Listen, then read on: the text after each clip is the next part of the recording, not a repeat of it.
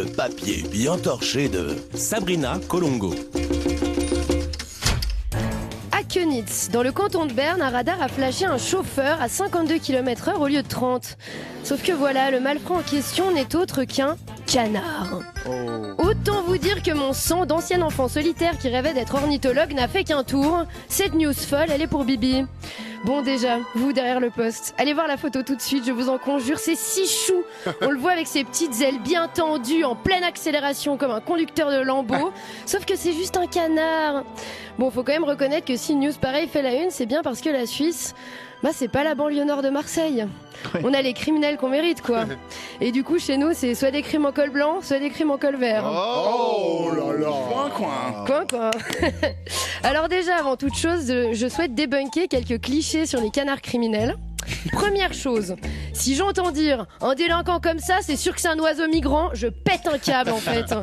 C'est faux. Les canards colverts, historiquement migrateurs, se sédentarisent de plus en plus en Europe.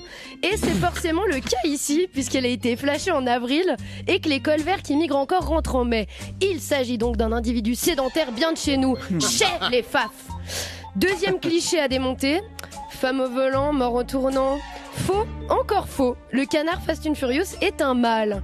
Et on le sait car le colvert est une espèce présentant un dysmorphisme sexuel, c'est-à-dire que les mâles et les femelles ont une apparence différente. Je connais ce fun fact car pour rappel, je rêvais d'être ornithologue et je n'avais pas beaucoup d'amis. En tout cas, que les oiseaux se rassurent, la police a annoncé que le chauffard ne serait pas poursuivi. Ouf. Première fois que j'entends des flics faire une blague et marrante, en plus ça fait plaisir. Ou alors c'est pas une vanne et dans ce cas-là c'est déconcertant de stupidité. Puis heureusement qu'ils le poursuivent pas en justice parce que c'est vrai ça, comment on punit un canard au juste? En le mettant au coin-coin? Yeah. Oh. Oui, vous avez le droit de soupirer, cette blague est exaspérante, je suis tout bonnement atterrée. Bref. On peut également le menacer de suspendre son permis de voler et de devoir repasser la théorie à les Samaritains, mais pas sûr que ça soit très efficace. Autre possibilité, lui passer des menottes. Mais pourquoi faire? Le transformer en journal hebdomadaire français satirique? Oui, c'est une blague sur le canard enchaîné. Mes rêves ont bientôt l'âge d'être à la retraite, voilà. Puis en même temps, si on le punit pas, il y a risque de récidive. Et justement, figurez-vous qu'il y a 7 ans, jour pour jour, un canard avait déjà été flashé au même endroit. Le radar avait là aussi enregistré une vitesse de 52 km/h. Alors, même individu qui les nargue ou pure coïncidence, le mystère reste entier. Moi j'ai peut-être une théorie sur le pourquoi du comment il a commis ce délit. En fait je pense que ça fait partie de sa parade nuptiale. Il veut juste impressionner une femelle en allant à toute berzingue. Une sorte de spin-off de La Fureur de Vivre où James Dean est remplacé par Donald Duck. Ça tient debout je vous jure. Bon, vu que je suis une vraie pro, je me suis renseignée sur les canards colverts pour écrire ce papier. Et accrochez-vous bien, les excès de vitesse, c'est de loin pas le pire truc qu'ils font.